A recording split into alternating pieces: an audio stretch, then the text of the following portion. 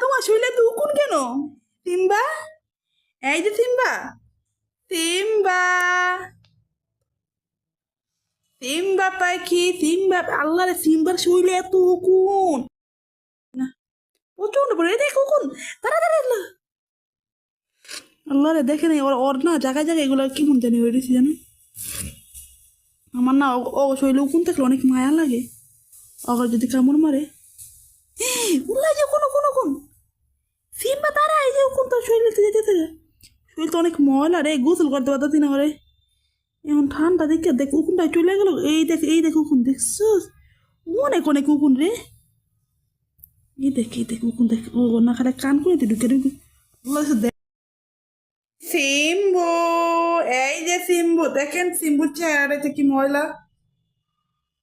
সিম্বুর শরীরের মধ্যে অনেক উকুন, সিম্বু পাখি, সিম্বু একটু অসুস্থ, আপনারা ওর জন্য দোয়া করবেন, আল্লাহ যেন খুব দ্রুত সুস্থ করে দেয়, ওর প্রসাবের রাস্তা দিয়ে রক্তর মতো আসতেছে,